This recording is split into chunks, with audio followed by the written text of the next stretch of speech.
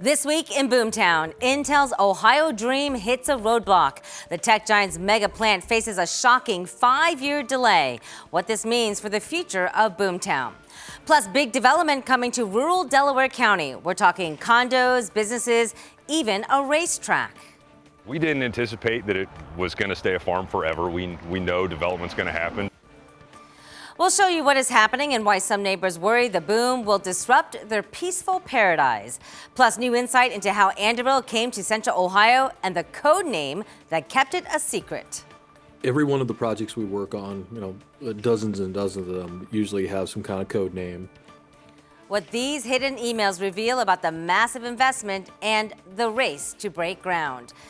And plans are now approved for a new affordable housing complex in the heart of downtown Columbus. But not everyone is on board.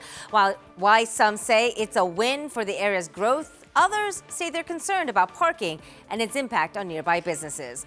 Central Ohio is certainly booming. We all see it and we can all feel it. Whether it is traffic, new homes, crowded schools, leaders in this region will have to figure out how to embrace 1 million more people in the coming decades.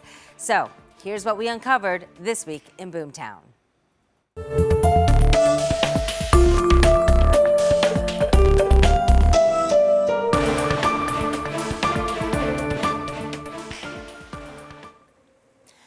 So the big news this week in Boomtown, another Intel delay. This is new drone video from the site in Licking County that was slated to open in 2025, but now Intel saying 2030 is the earliest timeline for the new semiconductor plant.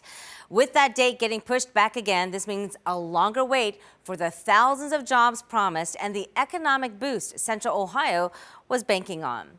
Thanks for joining us for This Week in Boomtown. I'm Angela Am. Well, the ripple effect of this news is widespread, and Intel says it is aligning the start of production with the needs of its business and a broader market demand. So what does this really mean? Well, here's the timeline. You can see from this quote from Intel that it is expecting to complete construction of its first fab in 2030, with operations starting in that year or next. The second fab will be followed in the year or two after that. So this week in Boomtown, we are hearing from local mayors to major economic leaders. 10 TV's Kevin Landers went to Licking County to see what people are saying in light of this Intel delay. Sources tell 10 TV there are two major reasons why Intel has delayed construction of its foundry project. One has to do with the slow rollout of the CHIPS Act, and the other has to do with President Trump's tariffs on China, which could hurt or help Intel. Meanwhile, those who live across the street say the project has already changed their quality of life. Across the street from Intel's $28 billion semiconductor project is where Stephanie Lamp has called home for the past 12 years. It just kind of ruins the country setting that we had here. News the project will be delayed again until 2030 at the earliest has her skeptical of its future. I'm kind of starting to feel like it's one of those projects that's never going to get done, and the damage here has already been done. The damage, she says, involves the home she rents. She says it's slated for demolition. Now the challenge is finding an affordable place to move to. The expense, everything like for rent, the rent prices have increased by almost 50% since Intel's announcement that they were going to be building here. Most agree the U.S. needs to produce more semiconductor chips. Intel's in a fight for market share as it faces stiff competition from other chip makers abroad. Experts say the delay of billions of dollars in CHIPS Act funding hasn't helped. As late as the end of last September, there hadn't been a dollar out the door for Intel. Stephen Ezel, who follows the semiconductor industry, says President Trump's tariffs on foreign goods is a two-edged sword that could help and hurt Intel. Semiconductors is the most complex engineering feat humanity undertakes. As for people like Stephanie Lamp, who says the delay in construction means she won't have to leave her home as quickly as she thought, she says the Intel project's impact on housing prices has created its own problems. That damage is done. There are just a lot of people that can't afford to stay here anymore. And you're one of those? I'm one of those. I spoke with the mayors of Granville, Johnson, and Alexandria, who say the delay of the construction will have little impact here, but it will give them more time to plan for future growth. Reporting in Johnstown, Kevin Landers, 10 TV News. We're also hearing from New Albany Mayor Sloan Spalding. He says the revised timeline will now give the city staff more time to finalize critical infrastructure components. The mayor also noted roughly 80% of the needed infrastructure to support Intel's first phase is already complete, including new roads, water lines, and storm pipes. We're also hearing from One Columbus. It is the economic development organization for 11 counties here in Central Ohio. The president and CEO, Kenny McDonald, says these types of delays with Intel are expected, even though the pace of the project is changing. I think the way that our approach is always forward, meaning when we did this deal, we've talked about this before, that we took a long-term approach, that we knew that the semiconductor industry has cycles.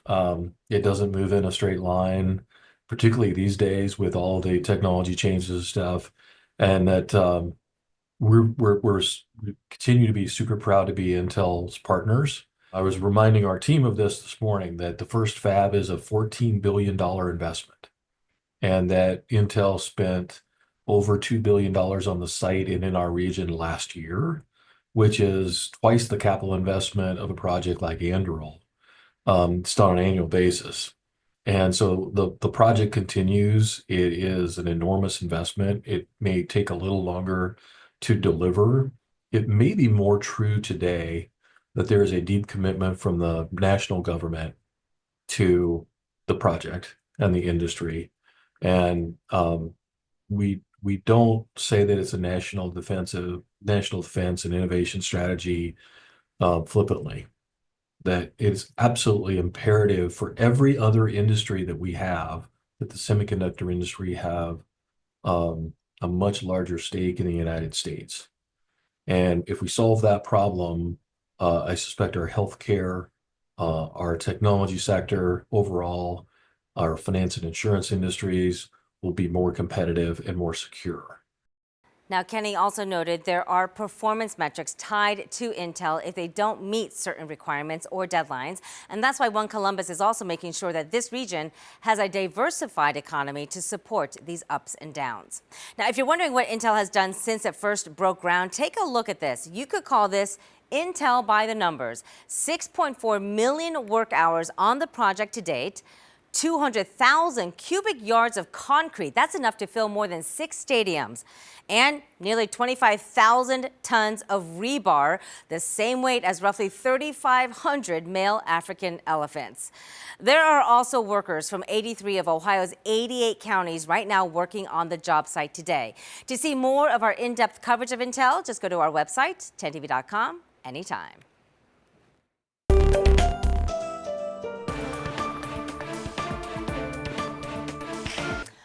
Well, let's take a look now at what's happening around the rest of our region. This week, we learned of a new plan to transform more than 200 acres on the southwest side of Delaware County. 10TV's Colin Dorsey looked into that project, and he learned some neighbors are worried this boom will disrupt their peace and quiet. Condos, business space, and maybe even a racetrack. Those are just some of the things being proposed for this plot of land. Kind of the frustrating thing on our side is that there's just rumors and innuendo at this point. Ron DeLozier and his family moved here a few years ago. 40 chickens, a turkey, a dozen ducks. To get out of the city and have more space. We didn't anticipate that it was going to stay a farm forever. We know development's going to happen. And that development might be a big one right in his backyard. The rezoning proposal filed in January calls for the potential of a condo community, a motorsports park, car dealership, and more right at the intersection of Route 42 and Sawmill Parkway. The city of Delaware says there aren't set plans for what will go on the site, but a statement says staff is recommending a variety of commercial and institutional uses in this planned use district, including automotive sales and rental, indoor and outdoor entertainment, administrative offices, parks, and schools. All of them permitted uses by the city. I reached out to the property owner today, but didn't hear back. That racetrack goes in. Will you guys stay here? It's up in the air. I mean, we have a daughter that's in the school system here. She loves it. We're happy with it. We're happy with our neighborhood. We're happy with our neighbors.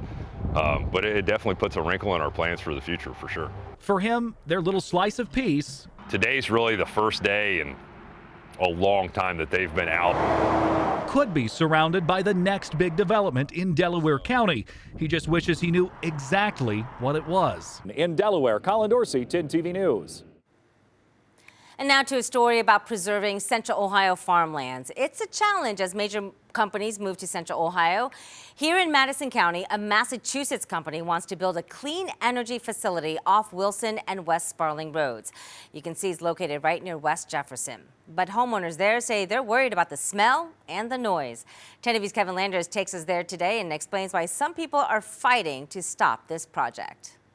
This 20-acre cornfield is the proposed site of what's called a biodigester. It takes food waste and manure and turns it into natural gas. But those who live near this West Jefferson property want no part of it. There's no mistaking how people in the area of Madison County feel about a proposed biodigester near their home. Well, my concerns are the smell. We're worried about the water. There's noise, there's traffic. Along Wilson Road, stop the biodigester signs are not hard to miss. We don't have cows, we have horses. Where's the cow manure? It's going to be trucked over the roads, past the schools, down the highways. There's 100 million places they could do this instead of in a little community like this.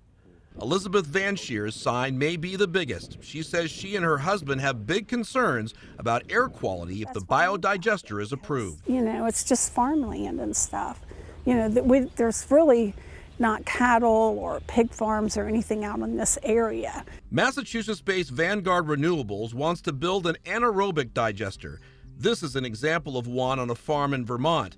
These massive biodigesters, which can stand 30 feet high and contain 2.8 million gallons of liquid waste, break down organic waste similar to what happens within a landfill. The biodigester captures methane and other gases and converts it into energy. Kaylin Baca is an engineer with Vanguard Renewables and addressed concerns about smell. All of the steps in our process are contained and composed to atmosphere, which means there should be no methane or H2S emissions as part of that process.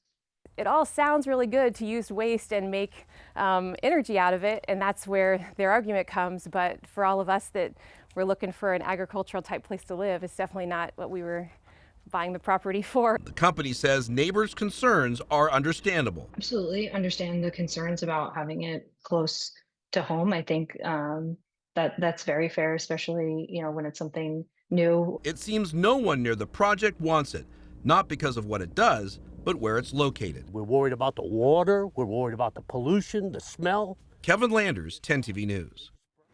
And Kevin also tells us the Madison County Commissioners, along with the Fairfield Township trustees, have opposed this project. More public hearings are expected in the near future. Well, changes are coming to Rickenbacker International Airport, and it's all because of the massive Anduril project in Pickaway County. Back in January, Anduril announced it would build a weapons manufacturing facility near Rickenbacker. This week, the Columbus Regional Airport Authority passed a resolution allowing Anduril to develop a new aircraft hangar there. So we also learned this week how long the state had planned to bring Anduril to Ohio. It will be the largest single job creator in Ohio history at more than 4,000 jobs. But this week in Boomtown, we learned this deal was a secret as far back as October last year. 10 TV uncovered documents that show everyone associated with the project hid it from public view under the name Project Thor. Here again is Kevin Landers to explain what the drone manufacturer is asking from the state. This vacant land and that warehouse you see will soon be home to Anduril. The goal is to have the project completed by July of 2026. Inside these emails obtained by 10 TV, it shows how city, county, and state leaders put the project together and what still needs to be done. They're the type of people, type of company that we need to have in Ohio. In January, Ohio and the rest of the nation learned that Anduril, an autonomous drone company used by the military, chose Pickaway County near Rickenbacker Airport as its new headquarters. Dozens of emails obtained by 10 TV show how city, county, and state leaders kept the deal hidden from public view by using the code name Project Thor to keep the deal from leaking out. Every one of the projects we work on, dozens and dozens of them usually have some kind of code name. Kenny McDonald, president and CEO of One Columbus, says he doesn't know who named it Project Thor or why, but said code names are used in the same way non-disclosure agreements are used to protect confidential information. Just to protect their proprietary information and their plans. According to the Columbus Regional Airport Authority, the Ohio Department of Development says Project Thor will add 7.1 million gallons per day of water, 28.5 million gallons per day of sewer and wastewater, 40 megawatts of electricity capacity, and 700 million cubic feet per hour of gas to areas of the site where none currently exist.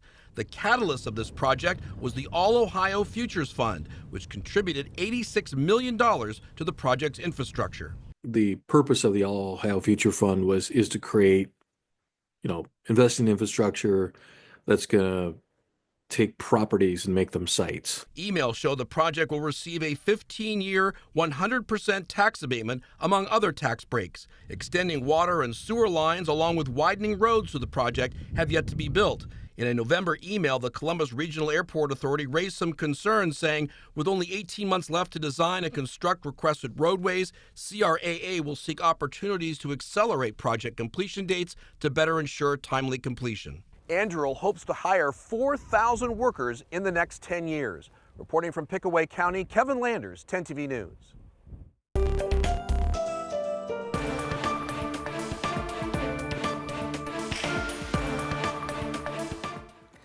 And now to the heart of downtown Columbus. Plans are in the works right now for a 71-unit apartment building at the corner of Gay and Grant Streets. Some people say the new affordable housing will help with the housing crisis. Others told 10 TV's Tara Jabor they are not happy about these plans. Here's what she found. The Downtown Commission just approved plans to build a 6-story affordable housing building on this parking lot here downtown. The corner of Gay Street and Grant Street will soon be under construction. Plans are approved for 71 units of affordable housing with over 20 parking spaces. The design of the building will match the downtown aesthetic. I think it would bring, business to downtown, which kind of they're in need of since COVID. Shelley Dobbins, who works nearby, thinks the affordable housing complex is a good idea. She says downtown Columbus needs more people to live there to make it more lively. A lot of people are paying more for rent than I'm paying for a mortgage. So, yeah, it would help benefit a lot of people. But not everyone is happy about the development.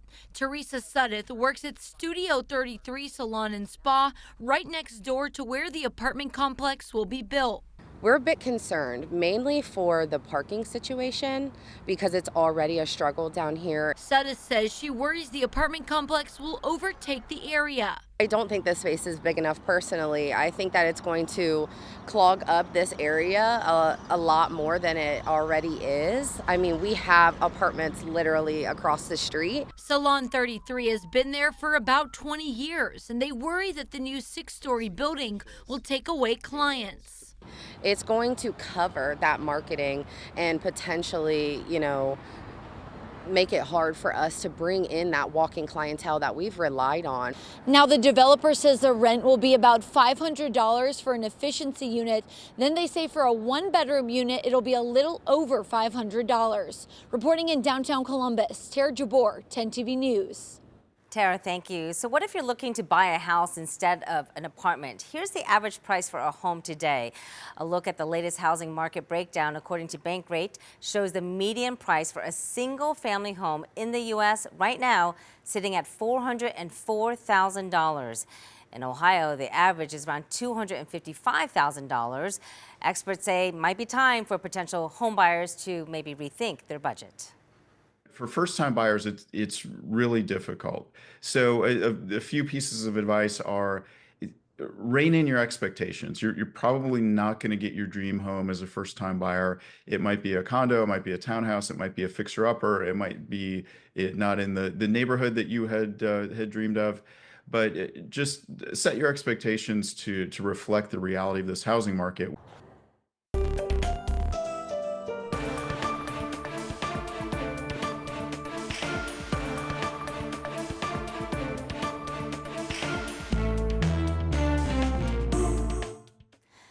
So we end this week looking at how Central Ohio schools are grappling with growth. School districts are constantly dealing with an ever-changing student population, but none more so than areas where we have seen massive data centers moving in, and some families forced to move out.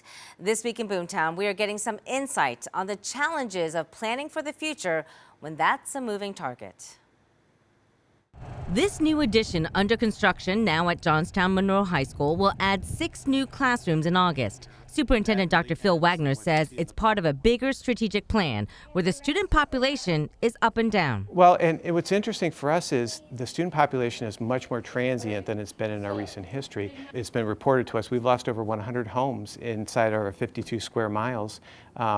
School district square miles because of the economic development projects. And that's a mathematical challenge when the school district has room to grow to just under 4,600 students. But knowing which grades they'll end up depends on the unpredictable nature of housing developments. If it's those second homes, like I'm saying, it might load up more in that middle school, high school. If it's more affordable homes, it could be first homes, then you're going to pull students through entire 13 years from K through 12. And as massive data centers like Intel continue to build just outside classroom windows, Superintendent Wagner says it won't be long before the district will need more school buildings on campus, all of which will require major infrastructure like sewers and drains. That's going to need some money, too, to help back it up. It is. Where do you think that could come from? Well, we're trying to protect the residential tax base as much as possible. That's critical. That's been a strong tenet from the school district, is not increase taxes. Until then, Dr. Wagner says giving kids the smoothest transition is the focus as the district navigates a bumpy road ahead. As we close out this episode, we want to hear from you. If you have questions related to Central Ohio's rapid growth and maybe you want us to look into something, just text us your questions and concerns at 614-460-3345. And don't forget, you can always watch our 10 TV Plus original, Welcome to Boomtown. You'll see how our stories seek solutions for everyone in Central Ohio. I'm Angela Ann, and thanks for watching This Week in Boomtown.